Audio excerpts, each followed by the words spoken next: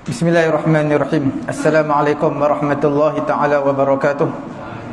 Alhamdulillahi rabbil alamin. Wassalatu wassalamu ala rasulina Muhammadin wa ala alihi wa sahbihi ajma'in. Allahumma aghnina bil ilmi wa zayyinna bil hilmi wa akrimna bit taqwa wa jammilna bil afiyati ya arhamar rahimin. Rabbi shrah li sadri wa yassir li amri wahlul 'uqdatam min lisani yafqahu qawli.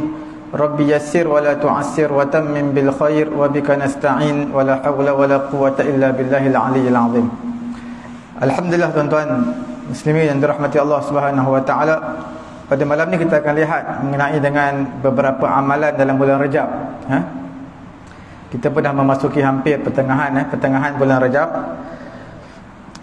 Perkara yang pertama sekali dalam bulan Rajab ini tidak ada datang mana-mana dalil yang sahih, yang soreh, yang menunjukkan ibadat yang khusus dalam bulan Rajab, seperti mana solat khusus hanya pada bulan Rajab, puasa tertentu pada bulan Rajab, ataupun zakat, kelebihan zakat pada bulan Rajab, sedekah pada bulan Rajab, doa pada bulan Rajab, istighfar pada bulan Rajab. Itu semua tidak ada kelebihan yang khusus,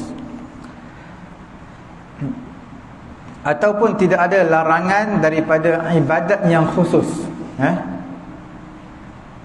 Yanha an ibadah muayyanah, dan dilarang daripada ibadat yang tertentu. Tidak ada larangan,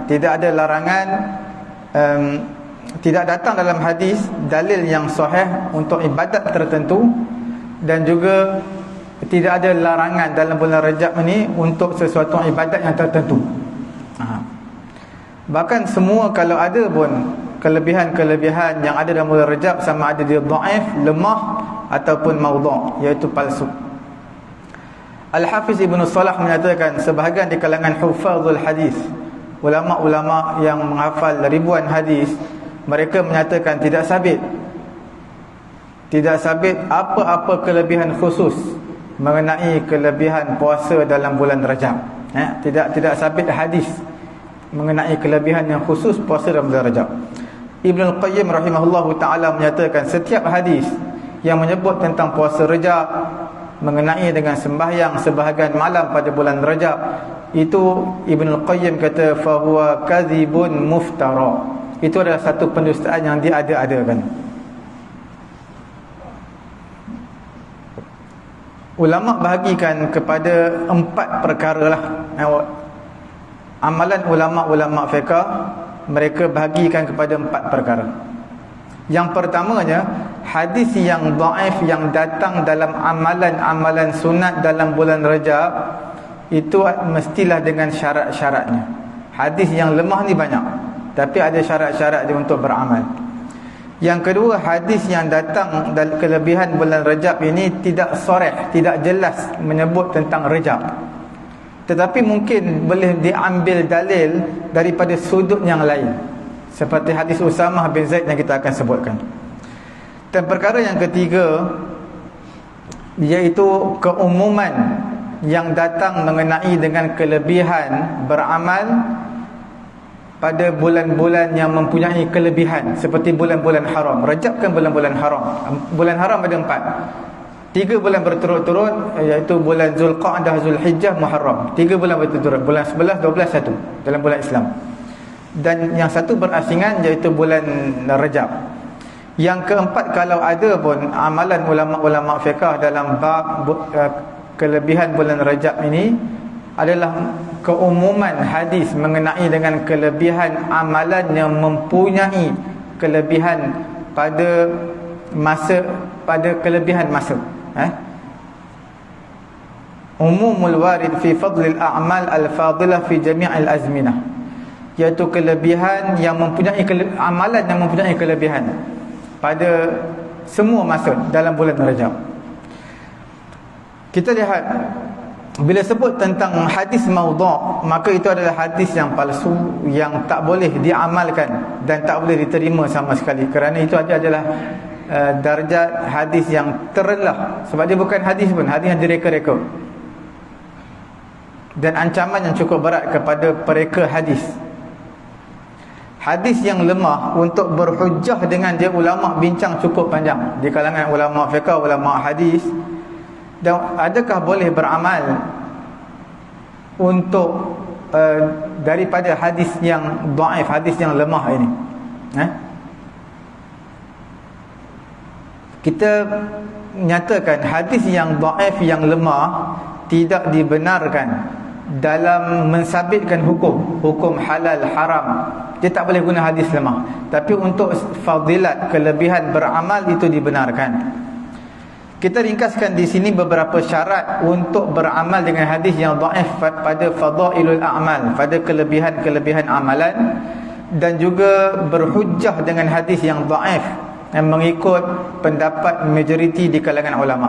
Imam An-Nawawi rahimahullahu taala telah menisbahkan perkara ini kepada ulama-ulama di kalangan ulama hadis dan juga ulama fiqh dan selain daripada mereka. Iaitu Imam Nawawi telah simpulkan perbahasan beramal dengan hadis yang lemah. Imam Nawawi kumpulkan dalam kitab Al-Azkar, yang mana Imam Nawawi ambil daripada ulama hadis dan juga ulama-ulama fiqh dan selain daripada mereka. Dan Imam Nawawi menukilkan ittifaq di kalangan ulama boleh beramal dengan hadis yang lemah. Cuma syarat-syarat beramal dengan hadis yang lemah ni ada dawabit ataupun disiplin dia lah. Ulama membuat satu garis panduan. Beramal dengan hadis yang lemah ini ada 3 syarat. Syarat yang pertama, hadis yang lemah ini jangan terlampau lemah yang biasa. Nanti kita akan huraikanlah, walaupun tak secara terperinci, kita akan huraikan. Perkara yang kedua, hadis yang lemah tersebut hendaklah termasuk di bawah kaedah umum, dalam kaedah umum.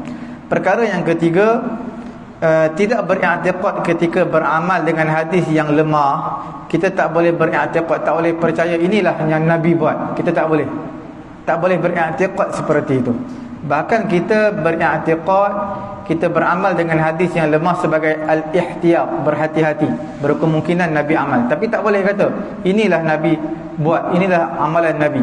Bila hadis yang lemah tak boleh kata seperti itu.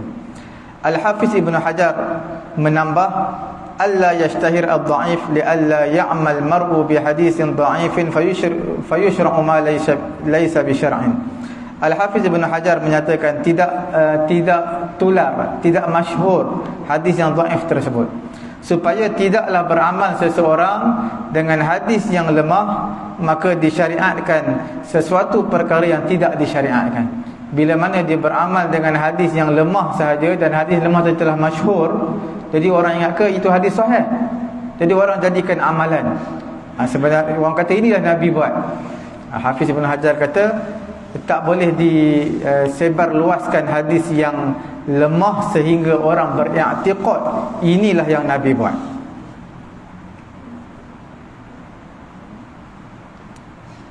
Imam An-Nawawi menyatakan, Imam Asy-Syafi'i rahimahullahu ta'ala dan juga ashabus Syafi'i, mereka mengkhususkan sebahagian malam untuk beribadat dan juga berdoa. Contohnya seperti bulan Rajab. Imam Syafi'i dan juga ashabus Syafi'i sendiri, ulama-ulama Syafi'i, mereka menghidupkan malam Rajab. Walaupun hadis tersebut hadis yang dhaif, tetapi sebagai fadilat, kelebihan beramal dengan hadis yang dhaif, itu diberi tasamuh ataupun toleransi untuk beramal dengan hadis yang dhaif. Syekh Ibn Hajar menyatakan hadis yang dhaif, hadis dan mursal, munqati', mu'dhal, ni semua term dalam ilmu ulum hadis. Dia ada term dia. Bila sebut hadis ni hadis mursal, maknanya hadis tu lemah. Hadis ni hadis munqati', maknanya hadis tu lemah. Mu'dhal, maknanya hadis tu lemah. Dan mauquf juga hadis lemah, diamalkan dalam fadilat amal saja, dalam fadilat beribadat. Tak boleh untuk mensabitkan hukum. Ijma' di kalangan ulama. Dan tidak syak lagi, tiada keraguan bahawasanya puasa bulan Rajab adalah daripada fadailul a'mal, kelebihan beribadat. Maka cukup dengan hadis yang dhaif. Cuma kita tak perlulah mengkritik orang yang beramal dengan hadis yang dhaif. Mulla Ali Qari menyatakan telah datang dalam fadilat puasa ni, puasa Rajab ni, hadis-hadis yang dhaif. Dan Mulla Ali Qari kata kelebihan puasa Rajab ini banyak turuk dia. Mana turuk kita panggil riwayat jalur-jalur yang pelbagai mengenai yang menyatakan kelebihan berpuasa Rajab. Maka bila mana banyak jalur dan juga riwayatnya yang berbeza-beza, maka hadis tersebut menjadi kuat walaupun dia asalnya lemah, kerana dibantu dengan riwayat-riwayat yang lain.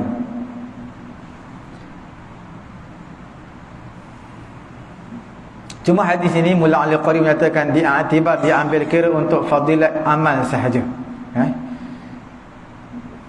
Dan doa pada bulan Rajab, pada awal malam Rajab, dia bukan satu kefarduan.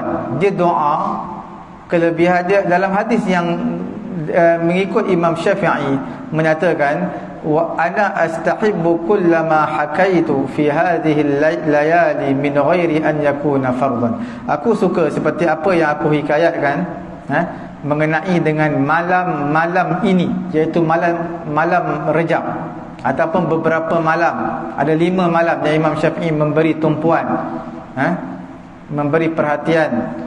5 malam ni dimustajabkan doa. Salah satunya malam pertama bulan Rajab. Tapi dia bukan fardu.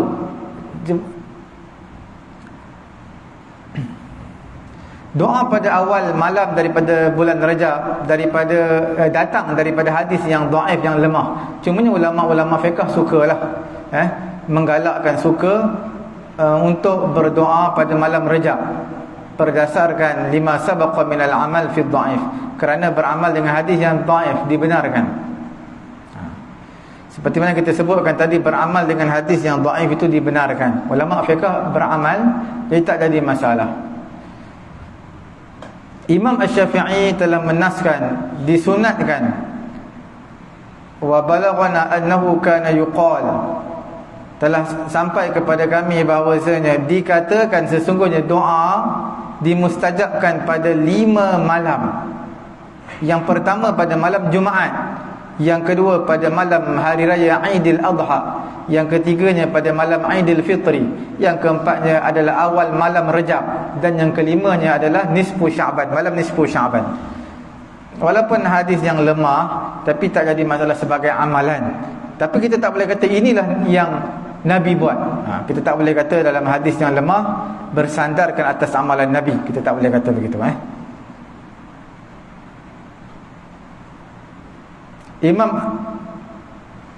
Imam Asy-Syafi'i menyatakan, saya sebutkan tadi, dan seumpama perkataan Imam Syafi'i juga diriwayatkan daripada Ibnu Umar. Ibnu Umar dengan sanad yang dhaif. Ibnu Umar ada menyatakan tentang kelebihan awal Rajab, tetapi hadis tersebut hadis yang dhaif dalam Syu'abil Iman. Syu'abil Iman Imam Al-Baihaqi. Okey, disunatkan puasa pada bulan-bulan haram. Cuma adakah disunatkan puasa keseluruhannya ataupun bagaimana? Maka Imam Ahmad menyatakan infaradal hanabilah bi karahati saumi Rajab. Dalam mazhab Hanbali menyatakan kalau puasa tunggal, bulan lain tak pernah puasa pun, bulan Rajab je puasa. Mazhab Hanbali kata hukumnya makruh. Tapi majoriti di kalangan ulama menyatakan tak makruh, sebab dia benda baik, ibadat. Tak ada khilaf mengenai sebahagian hari bulan Rajab, walaupun kebanyakan hari dia berpuasa, tak ada masalah. Kerana Rajab ini adalah tempat berpuasa seperti bulan-bulan lain juga, sebab di bulan haram, lebih-lebih lagi diberi keutamaan. Cuma hadis yang datang yang melarang puasa pada bulan Rajab, hadis tersebut batil dan tak diiktibar, tak boleh diambil kira.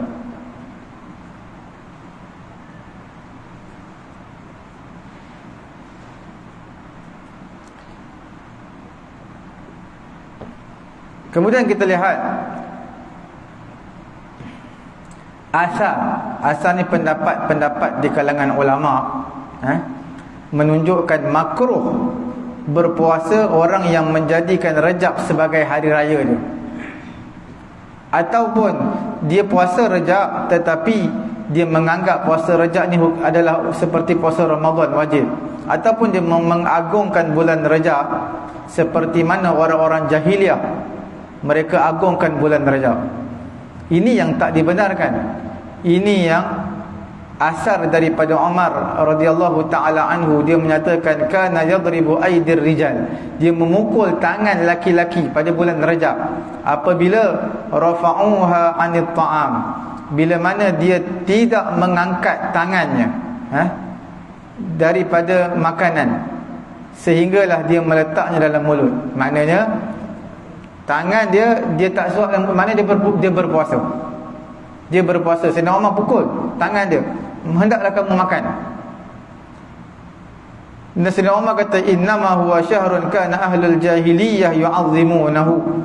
Sayyidina Umar kata ini bulan Rajab ni satu bulan yang mana orang-orang jahiliyah dulu mereka agungkan, mereka besarkan bulan Rajab. Dan dinisbahkan makruh puasa ni kepada Abu Bakar dan juga Ibnu Umar radhiyallahu taala anhuma. Mereka menyatakan makruh berpuasa pada bulan Rajab. Ini semua makruh kerana apa? Kerana mereka menganggap Rajab seperti hari raya, ataupun mereka mewajibkan puasa Rajab, ataupun mereka mengagungkan seperti mana orang jahiliah agungkan bulan Rajab.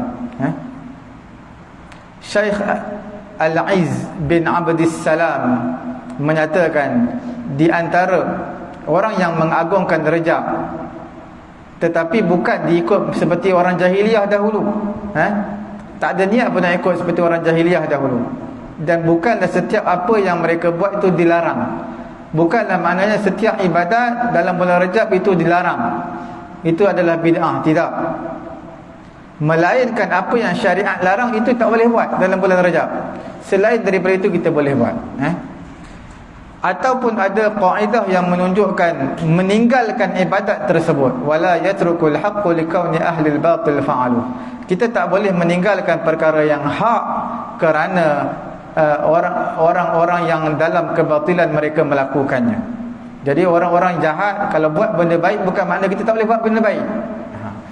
Begitulah juga ahlul batil, orang-orang pelaku bid'ah, mereka buat satu ibadat dalam bulan Rajab, sekiranya ibadat tersebut tak bercanggah dengan syariat, kita boleh buat walaupun orang yang buat itu adalah pelaku bid'ah.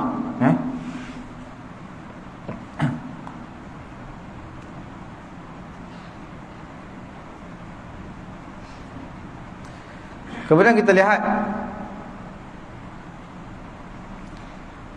dalam berpuasa dalam bulan Rajab ini yang kita perlu mengambil pengiktibaran. Apa dia? Ada isyarat yang menunjukkan tertib keagungan bulan-bulan haram. Yang afdalnya ulama kata bulan-bulan haram ada 4 yang saya sebutkan tadi. Yang utama, yang terafdal, yang terbaiknya adalah bulan Muharram, iaitu bulan awal Islam lah, bulan pertama, bulan Januari kita panggil bulan pertama bulan Islam, bulan Muharram. Kemudian bulan Rajab, kemudian barulah Zulqa'dah dan juga Zulhijjah.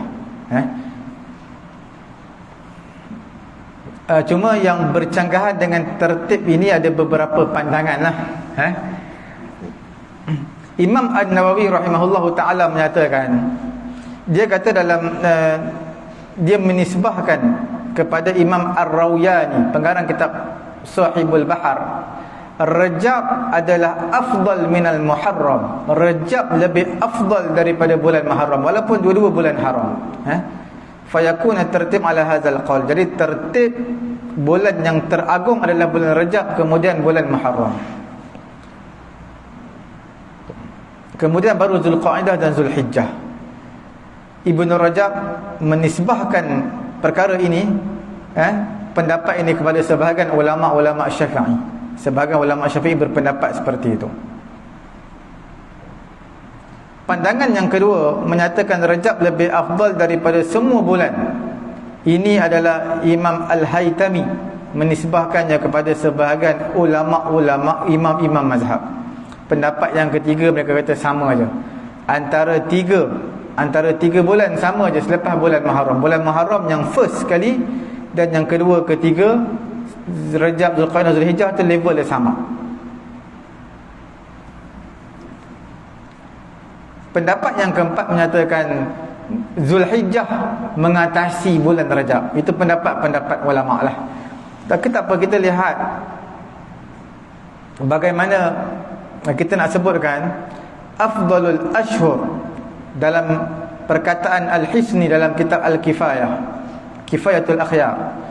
Seafdal bulan untuk berpuasa selepas daripada bulan Ramadan, selepas daripada bulan Ramadan, seafdal bulan untuk berpuasa selepas bulan Ramadan adalah al-ashhurul hurum, iaitu bulan-bulan haram. Zulqa'dah, Zulhijjah, Rajab dan Muharram. Yang afdalnya dalam kitab Kifayatul Akhyar menyatakan adalah bulan Muharram. Kerana apa? Dia adalah Syahrullah Al-Muharram. Bulan Muharram adalah bulan-bulan Allah. Bulan Muharram adalah bulan Allah. Sebab itu diletakkan dia yang first sekali, yang teragung, yang terbesar, bulan Muharram. Yang mengiringinya adalah Sya'ban.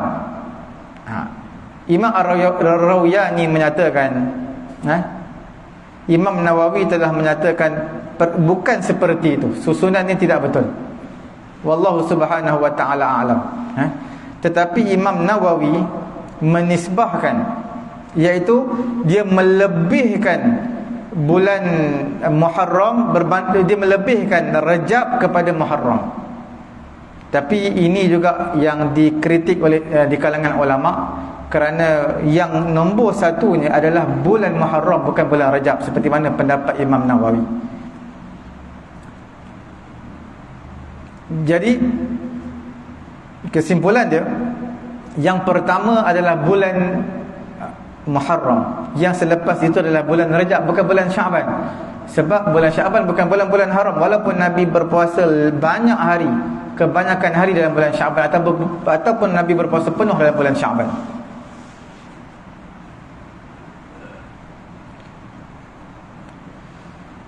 Kemudian kita lihat mengenai dengan bulan Rajab ini,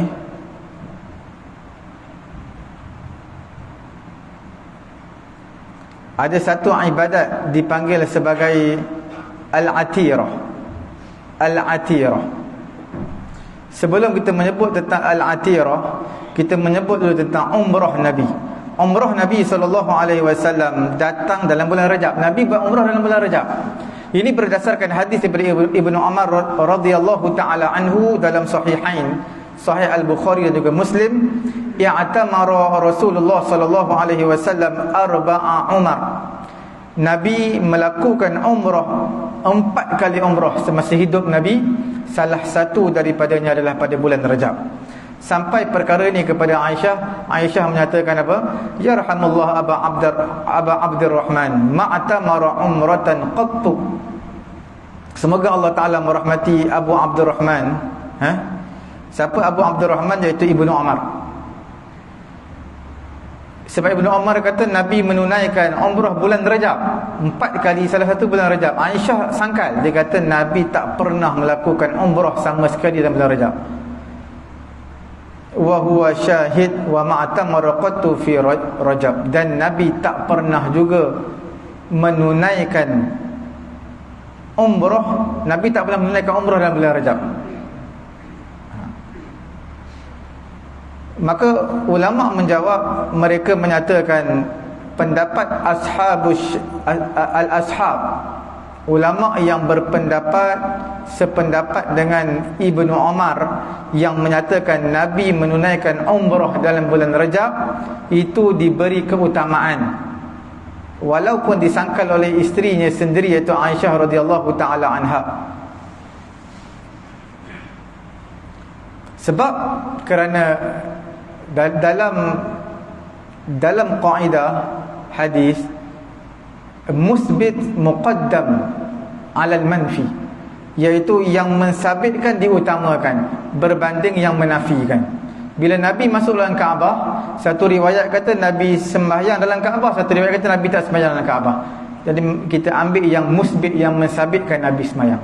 Solat sunat qabliyah maghrib, ada sebagai riwayat kata Ada solat sunat qabliyah maghrib. Sebahagian riwayat kata sahabat Nabi datang masjid, dia kata aku tak nampak pun orang semayang di masjid Nabi. Maksudnya tak ada solat sunat qabliyah maghrib. Itu bagi dia mungkin orang dah selesai semayang, ataupun dia sampai lambat, ataupun dia tak nampak Nabi semayang waktu tu solat sunat qabliyah maghrib. Jadi orang yang menyatakan ada qabliyah maghrib diberi keutamaan berbanding yang tidak ada, yang pendapat yang menyatakan tidak ada qabliyah maghrib. Yang dikatakan sunat wa wajhul istihbab, dituntut untuk melaksanakan umrah dalam bulan Rajab, ini tidak ada datang kelebihan yang khusus. Siapa gunakan umrah bulan Rajab akan dapat sekian-sekian, itu tak ada. Walaupun Nabi melaksanakan umrah dalam bulan Rajab seperti pendapat daripada Ibnu Umar. Sebab bulan Rajab ini sama seperti bulan-bulan lain, nak menunaikan umrah tak ada kelebihan yang khusus. Cuma dia istimewa sebab dia bulan haram sahaja. Untuk melaksanakan umrah bulan apa pun tak apa. Cuma pergi bulan cuti, musim cuti sekolah, tiket mahal lah sikit. Kalau pergi tak musim cuti sekolah, dia murah sikit umrah. Macam tuan-tuan pergi bercuti kat hotel lah, bila hotel kena pula cuti panjang, Jumaat, Sabtu, Ahad, jadi mahal sikit. Kalau pergi hari Isnin, Selasa, Rabu, jadi murah harga dia. Berlaku umrah Nabi pada bulan Rajab mengikut satu pendapat daripada, seperti mana Ibnu Umar sebutkan tadi, kita tak boleh memahmulkan, meletakkan satu petunjuk yang khusus, iaitu Nabi nak melakukan ibadat umrah dalam bulan Rajab secara kebetulan lah.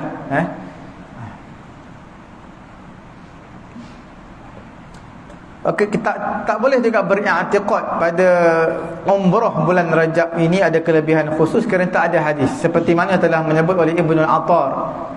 Apa yang sampai kepada kami daripada ahlu Makkah, iaitu semoga Allah Ta'ala menambahkan kepada penduduk Makkah ini kemuliaan, kerana mereka selalu memperbanyakkan umrah dalam bulan Rajab.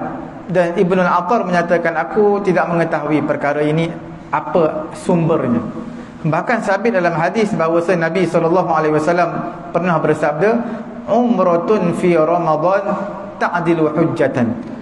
Kelebihan umrah dalam bulan Ramadan ada. Siapa pergi umrah dalam bulan Ramadan menyamai seperti menunaikan haji. Itu ada. Selain daripada itu tidak ada. Tapi tiket mahal lah bulan Ramadan. Cuma masuk 10 Ramadan yang akhir sampai raya lagi mahal. Disunatkan, digalakkan umrah pada bulan Rajab oleh Umar Ibn Khattab. Umar Ibn Khattab suka untuk melaksanakan umrah dalam bulan Rajab. Aisyah radhiyallahu taala anha juga melakukannya, umrah dalam bulan Rajab. Ibnu Umar juga, Ibnu Sirin, di kalangan ulama tabi'in, daripada ulama-ulama salaf, mereka selalu melaksanakan umrah dalam bulan Rajab. Fa inna afdalal ansak an yu'ta bil haji fi safratin wal umrah fi safrah. Mereka melaksanakan umrah dalam bulan Rajab sebab bulan-bulan haram lah. Bila bulan haram buat kebaikan digandakan lah. Tapi tak ada kelebihan khusus umrah dalam bulan Rajab. Kemudian orang zaman jahiliah dahulu mereka suka sembelih al-atirah. Al-atirah ni sembelihan haiwan. Nama dia, term dia, al-atirah. Tapi mereka sembelih untuk berhala, bukan untuk Allah Ta'ala. Maka orang Islam pada atirah ini yukhalifuhum bizabhihi lillah. Mereka sembelih juga tapi kerana Allah. Al-atirah ni apa? Al-atirah satu term, iaitu binatang yang disembelih. Orang jahiliah mereka sembelih pada 10 Rejab yang pertama, 1 sampai 10 Rejab. Mereka namakan dia sebagai Rajabiyah ataupun atirah. Haiwan tadi mereka namakan sebagai haiwan sembelihan Rajabiyah ataupun atirah. Ini adalah sunnah yang sabit di sisi mazhab. Dan ulama-ulama Hanafi, ulama Maliki, ulama Hanbali, mereka kata telah dimansuhkan perkara ini. Ibadat ini telah dimansuhkan.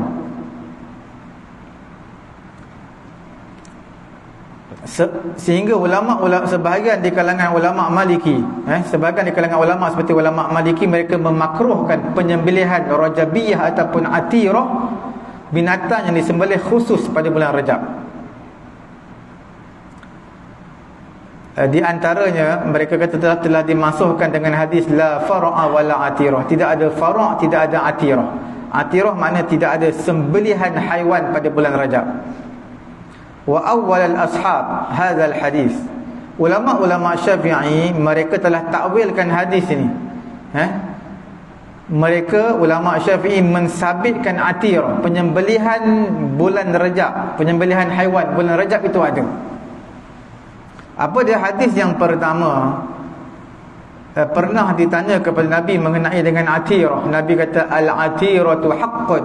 Atirah itu adalah hak. Riwayat Imam Ahmad dan juga Imam An-Nasa'i, Imam Al-Albani telah menghasankan hadis ini. Okey. Hadis yang kedua mengenai dengan Makhnaf bin Sulaim. Dia kata kami berdiri di hadapan Nabi sallallahu alaihi wasallam di padang Arafah. Nabi berkata, ya ayyuhan nas, wahai manusia, inna ala kulli ahli baitin fi kulli amin udhiyatan wa atiratan. Wahai manusia, sesungguhnya wajib kepada setiap penghuni rumah setiap tahun kena udhiyah, sembelih korban, dan juga atirah, sembelih bulan Rajab. Atadruna mal atirah hadhihi? Nabi tanya, adakah kamu tahu atirah itu makna apa? Allati yaqulun nas ar-rajabiyah, yang manusia menyebut dia sebagai rajabiyah, binatang yang disembelih pada bulan Rajab. Dan ada hadis-hadis yang lain lah. Majoriti di kalangan ulama mereka menyatakan hadis-hadis ini hadis-hadis ini telah dimansuhkan. Manakala ulama Syafi'i dan juga ashabus Syafi'i mereka ijma' menyatakan dimahmulkan, diletakkan hadis ini, iaitu dituntut untuk melakukan penyembelihan dalam bulan Rajab. Yang hadis larangan tadi yang Nabi kata la fara'a wala atirah, tidak ada fara' dan juga tidak ada atirah, itu ulama Syafi'i kita jawab, dia kata yang pertamanya Nabi kata tak ada atirah makna tidak wajib untuk melakukan penyembelihan dalam bulan Rajab. Itu jawapan ulama Syafi'i. Yang keduanya, maksudnya Nabi kata tidak ada atirah, tidak ada penyembelihan bulan Rajab, maksudnya tak ada penyembelihan seperti mana orang jahiliah dulu buat. Mereka buat sembelihan untuk berhala mereka dalam bulan Rajab. Kita buat juga penyembelihan bulan Rajab, tapi bukan untuk berhala. Kita baca bismillah dengan nama Allah, kerana Allah Ta'ala. Dan perkara ketiga ulama Syafi'i jawab, mereka menyatakan maksudnya apa dia? Yang dimaksudkan atirah ni dia tak seperti udhiyah. Atirah, binatang sembelih bulan Rajab, dia tak samalah seperti penyembelihan korban pada hari raya Aidil Adha. Dari segi tuntutan, dari segi pahala. Sebab apa tidak sama? Sebab dalam hari raya Aidil Adha itu memang satu tuntutan yang besar. Sebahagian ulama kata wajib, sebahagian mazhab ada pun membahagikan daging kepada fakir miskin, maka itu adalah satu kebaikan, satu jalan yang baik. Sebab itu Imam Syafi'i telah menaskan dalam Sunan Harmalah, iaitu sekiranya mudah, perkara ini mudah bagi kamu untuk kamu buat penyembelihan pada bulan Rajab, sekiranya mudah bagi kamu setiap bulan kamu nak buat penyembelihan, bagi makan kepada orang fakir miskin, maka itu adalah baik.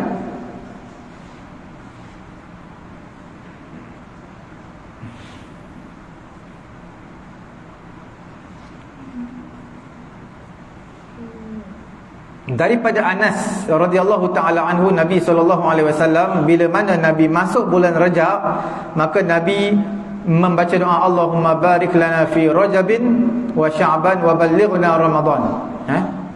Hadis ini telah yang bawa datang hadis ini seorang, iaitu Zaidah bin Abi Riqad daripada Ziyad An-Numairi. Dan Zaidah adalah munkirul hadis. Jadi bila dia munkirul hadis, hadis ni lemah, tak boleh kita sabitkan hukum wajib ke Tak boleh sabitkan hukum. Dia sekadar untuk doa sebagai fadilat je boleh. Al-Hafiz Ibn Rajab Al-Hambali menyatakan dalam hadis ini sebagai dalil disunatkan berdoa bil baqa' ila al-azmanil fadilah, supaya dikekalkan kita, dipanjangkan umur kita sampailah waktu bulan Rajab ini, sampai waktu Ramadan, supaya kita dapat beramal dengan amalan kebaikan pada bulan-bulan yang mempunyai kelebihan ini. Orang beriman ini tidak bertambah umur dia melainkan kebaikan. Selagi makin panjang umur dia, makin banyak kebaikan yang dia berikan. Sebab itu sebaik-baik manusia adalah man tala umruhu wa hasuna amaluhu. Sebaik-baik manusia orang yang umurnya panjang dan juga amalannya baik.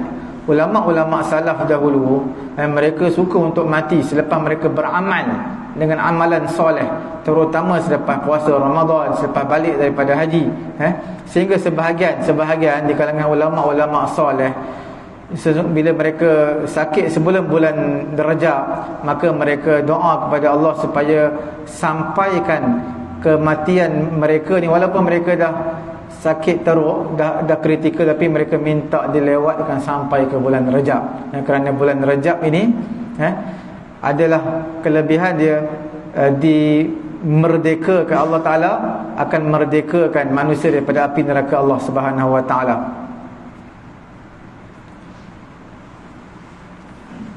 Kemudian bulan Rajab, untuk pengetahuan tuan-tuan, bulan Rajab ini dia mendahului bulan Ramadan. Sebab Rajab datang dulu, kemudian Syaban, kemudian baru bulan Ramadan. Manusia secara ghalib, secara kebiasaannya mereka bersiap sedia dari segi kerohanian untuk menyambut Ramadan apabila datangnya bulan Rajab. Kita bila sebut datang bulan Rajab, apa terfikir di pemikiran kita? Iaitu Ramadan dah hampir tiba. Ramadan dah hampir tiba.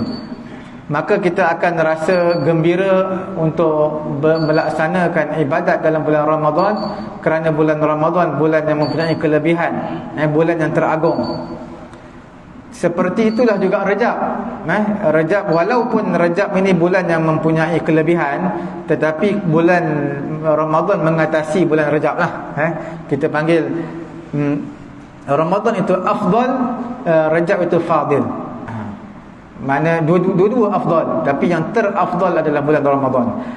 Al-Hafiz Ibn Rajab menyatakan bulan Rajab ini seolah-olah seperti kunci bulan-bulan kebaikan dan keberkatan.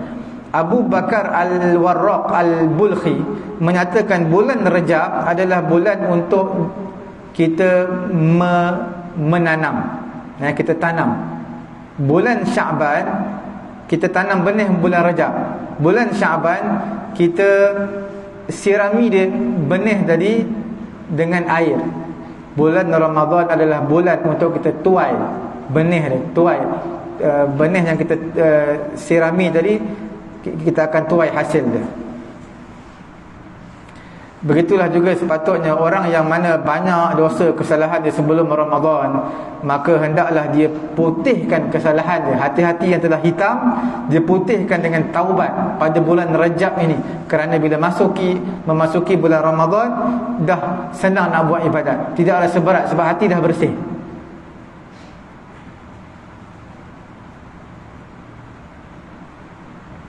Kita lihat Allah Subhanahu wa taala menyatakan inna iddatash shuhuri 'indallahi 12 shahran fi kitabillahi yawma khalaqas samawati wal ard minha arba'atun hurum dhalika ad-dinul qayyim فلا تظلموا فيهن أنفسكم وقاتلوا المشركين كافة كما يقاتلونكم كافة واعلموا أن الله مع المتقين. Sesungguhnya bulan ni ada 12 bulan dalam kitab Allah Subhanahu wa taala.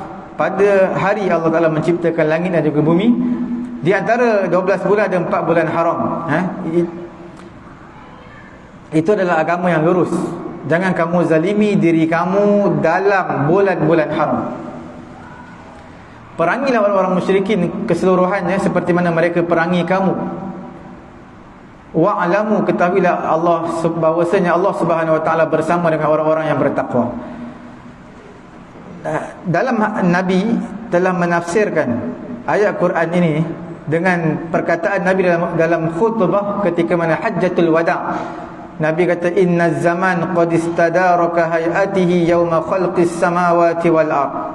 Sesungguhnya masa ini akan berputar seperti mana keadaannya, akan beredar, akan berjalan seperti keadaannya pada hari Allah Ta'ala ciptakan langit dan juga bumi. Kemudian Nabi kata, as-sanatu isna asyara syahran, satu tahun ada 12 bulan. Minha arba'atun hurum, Nabi kata ada 4 bulan haram, salasatun mutawaliyat, 3 bulan berturut-turut, Zulqa'dah, Zulhijjah dan wal Muharram dan juga Muharram, wa Rajabun Mudhar dan Rajab Mudhar, yang mana di antara Jamadil Akhir dan juga Sya'ban. Imam Qatadah menyatakan amalan soleh diberi ganjaran yang besar dalam bulan-bulan haram, termasuklah bulan Rajab yang kita berada sekarang ini. Dan dalam Quran, ayat Quran yang kita baca tadi, fala tadhlimu fihinna anfusakum, jangan kamu zalimi diri kamu dalam bulan-bulan haram. Maksudnya kezaliman, dosa yang kita buat dalam bulan haram, jadi dosanya juga besar. Tak sama seperti bulan-bulan yang lain. Wa in kana zulmu ala kulli halin aziman, walaupun kezaliman tu sendiri dah memang besar. Bukan kata bulan haram, bulan tak haram pun kezaliman tu memang satu perkara yang tak baik. Tapi bila mana dalam bulan haram, dia jadi lebih tidak baik. Imam Ibnu Abdul Kafi As-Subki menyatakan, mengikut adat dia, masuk je bulan Rajab, dia tak keluar dari rumah sampailah masuk bulan Ramadan, melainkan untuk solat Jumaat saja. Ini ulama-ulama dululah, mereka nak beribadat, nak memberi konsisten dalam sesuatu ibadat sampai bulan Ramadan. Tapi tuan-tuan tidak perlulah buat sampai tahap ni. Maknanya kita tingkatkan amalan dah. Tapi sembahyang 5 waktu turunlah sembahyang. Jangan turun sembahyang Jumaat je. Tambah-tambah subuh pun lambat sekarang ni. Subuh bangun 6.30 pun sempat lagi. Kalau dulu 6.30 dah mandi-mandi, cukup waktu je kan. 6.50 dah isyraq, dah syuruk.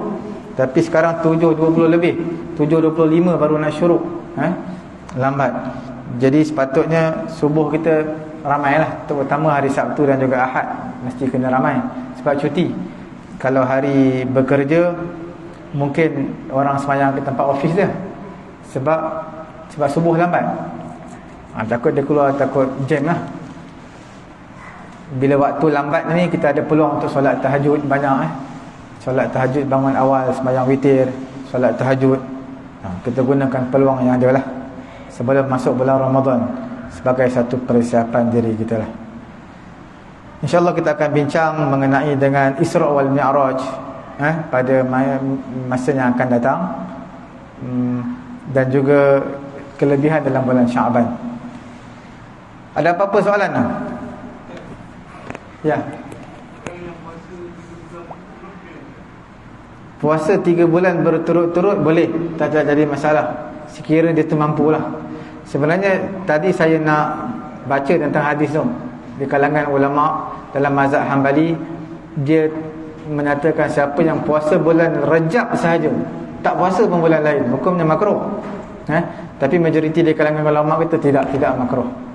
Puasa 3 bulan berturut-turut terus. Rajab puasa, Sya'ban puasa, Ramadan puasa, itu yang terbaik lah. Yang terbaik kalau dia mampu. Tapi jangan nak puasa 3 bulan, semayang 5 waktu pun tak, semayang kat rumah je, penat. Kemudian keluar rumah pun tak, tidur terus daripada pagi sampai zuhur, penat. Sebab puasa 3 bulan berturut-turut. Nabi tidak ajar macam tu lah. Kalau dia puasa segar bagus. Tapi kalau puasa lambat, dia tak perlu puasa berterusan. Sebab kita kena keluar juga, kena cari rezeki, kita kena keluar, sembahyang jemaah semua kena keluar. Jadi puasa 3 bulan adalah ulama, majoriti di kalangan ulama menyatakan itu yang dituntutlah. Cuma Nabi menyatakan kepada Usamah bin Zaid, Nabi kata kamu puasa dan kamu tinggalkan, kamu puasa dan kamu tinggalkan dalam bulan-bulan haram. Sebab tak nak bagi dia puasa berturut-turut, takut menyusahkan diri dia. Tapi kalau mampu tak jadi masalah. Semoga Allah Ta'ala beri kefahaman bersama dan juga tuan-tuan. Subhanallahumma wa bihamdihi, subhanakallahumma wa bihamdika, asyhadu an la ilaha illa anta, astaghfiruka wa atubu ilaik. Bismillahirrahmanirrahim. Alhamdulillahi rabbil alamin, wassalatu wassalamu ala rasulina Muhammad wa ala alihi wa sahbihi ajma'in. Allahumma anfa'na bima 'allamtana wa 'allimna ma yanfa'una wa zidna 'ilma. Alhamdulillahi ala kulli hal wa na'udzu billahi min hali ahli an-nar. Wa sallallahu ala sayyidina Muhammad wa ala alihi wa sahbihi ajma'in. Alhamdulillahi rabbil alamin. Taqabbalallahu minna.